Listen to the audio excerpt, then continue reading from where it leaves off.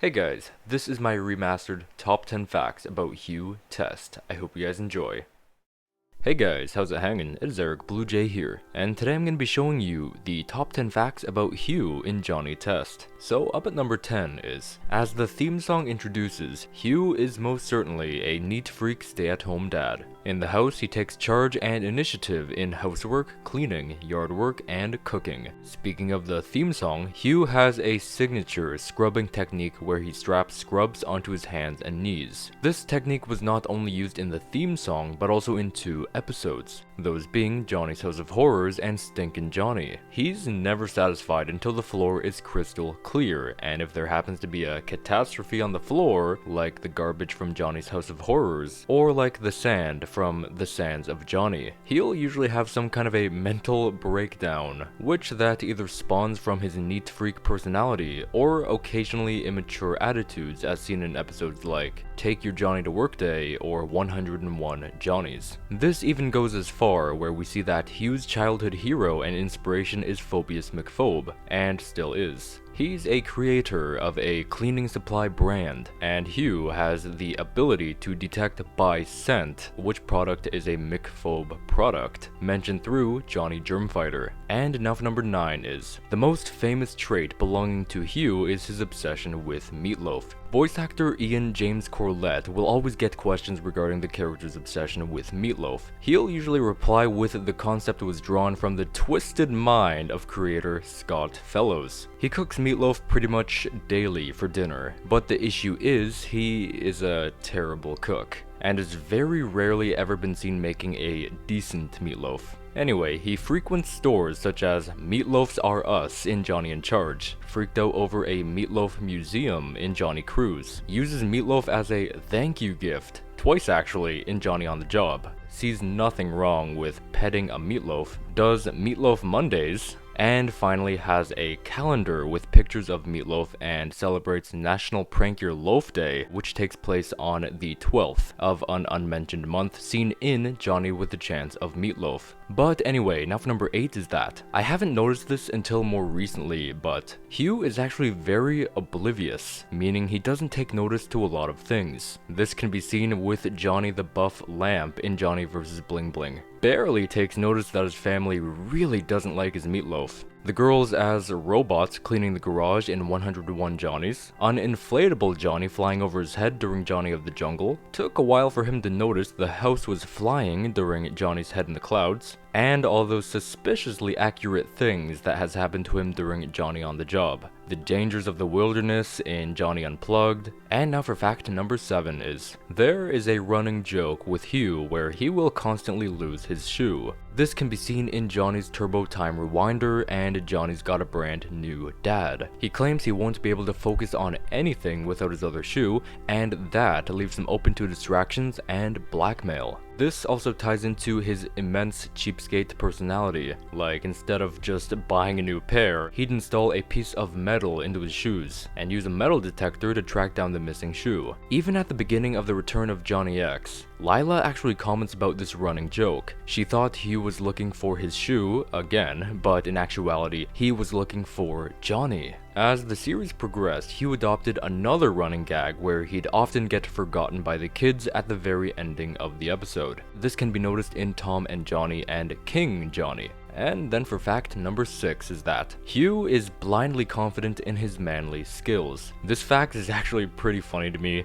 so whenever he performs some kind of a manly action like fixing something, building something, installing an appliance, something will always go wrong. He's tried to install a ceiling fan in the living room during Johnny Hollywood and fixing his meatloaf maker during The Good, the Bad, and the Johnny. Both occasions, the fuses blew in the house, shutting off the power in the entire house. He's even claimed to have caused a fire during one of these manly duties. Even in Johnny Cakes, when the table shattered into pieces, he claimed he could fix it. Or even the cage he built to detain Johnny and Dookie from Johnny Johnny. they were easily destructible. There's even a great joke about this at the beginning of It's All Relative Johnny, which dates back to before Hugh's existence and where he's adopted this trait from. And then for fact number 5 is, most characters have gone through a slight alter in design as the show progressed. I've talked about other characters' versions of this alter in their respective videos, and Hugh is no exception as he has one as well. His is regarding his ear. Take a look at season 1.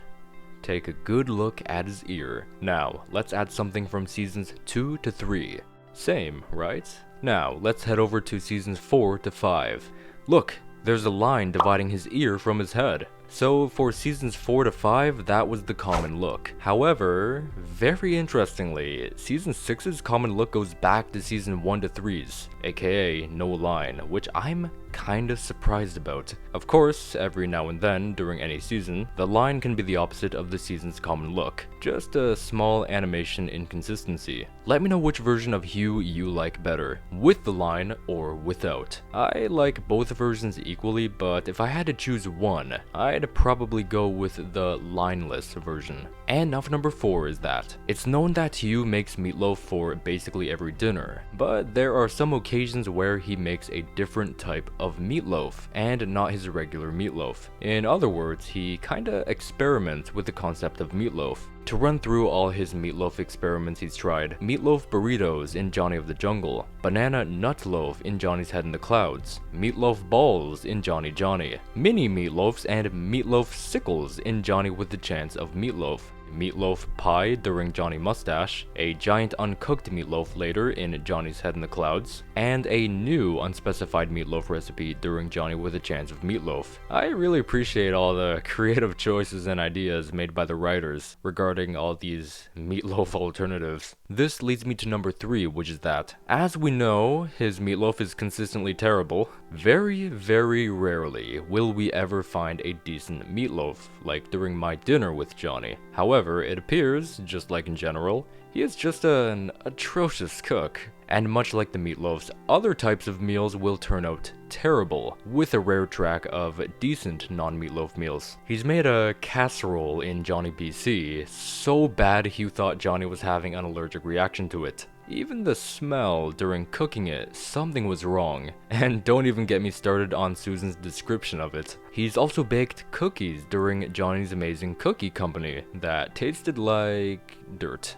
Even through a comparison taste test with his cookies and dirt, Johnny said that dirt does actually taste better. And then there's all those monstrosities he's construed all throughout my dinner with Johnny. Now, those were a few non-meatloaf meals that turned out terrible. But let's see if there are any good non-meatloaf meals he's been behind. During my dinner with Johnny, it appears he's made spaghetti and meatballs, Johnny's favorite food. But if you know the contents of that episode, that was a punch in the face for Johnny, because he was not able to eat it in result of the bet. Either way, the family didn't seem to have an issue with that night's spaghetti and meatballs. Another example are his turkey leg dinner at the ending of Johnny's next episode. They had a lot of oddly dressed guests, I'll say, and horses over for that dinner, and once again, no one seemed to have a problem with his turkey legs. And then for fact number 2 is that it was actually witnessed what would happen if Hugh and Lila never met, dated, and got married. This was seen through past and present Johnny, where Johnny goes back in time and entered a King of the Hill video game tournament. How history played out originally is due to a combat cramp. Hugh lost to Bopper during the final 2. However, when Johnny entered that contest and won, he changed the course of history and created a world line where Bopper then was the loser, therefore putting Bopper in Hugh's original place. With that in mind, this has caused Bopper to become Lila's future husband, and somewhere down the line, Hugh would have become their housekeeper. And now for fact number 1 is that it was mentioned during Johnny's trophy case that Hugh has never won a trophy. One season later, during Johnny's World Prank Wars 1, Hugh ended up winning the Super Duper Pranking World Super Cup.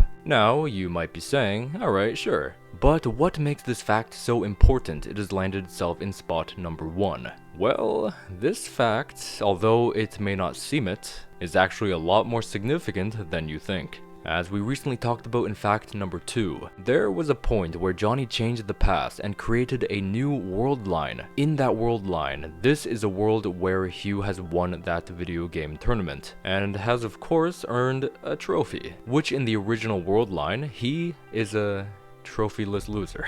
Some way, somehow, the concept of Hugh winning a trophy back then has altered this specific world line to where the future has become a huge video game stylistic freak show of life, where it's normal to wear a shirt as pants, wear underwear over your pants, not wear pants at all, use a boot as a hat, cars with legs were invented, walking on your hands, and many more strange things. Think of it like a cyberpunk setting, but replace computer technology superiority with wacky randomness. This world line has all been caused by Hugh winning a trophy in the early 80s. However, let's take a step back to the regular world line, where a convergence like this is never to happen. In that case, of course, he's known to win 2 trophies as an adult. The Super Duper Pranking World Super Cup, and I mean, you can count this or not, hell, I don't even know to count this, but his thanks for participating trophy from the Meatloaf Olympics, seen in season 6's Johnny in Charge.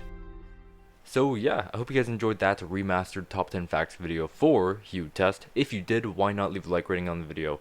If you could, thank you so much for supporting the channel in that way. That really does help out a ton. And that also lets me know that you want me to continue to remaster older top 10 videos and continue to make some new ones. Anyway, if you want to see some more Johnny Test videos, why not subscribe to my channel, and I promise you, you will not regret it. And also, if you want to be notified for future videos, why not tap that bell down below? Also, if you are enjoying these top 10 facts videos, check the annotation up in this corner right there. It'll take you to a playlist with all my Johnny Test top 10s, both old and the new ones and remastered ones. So if you're interested in that, check that annotation that I left up there. And yeah, with all that being said, I will most certainly hope to see you guys in the next video. Stay fresh.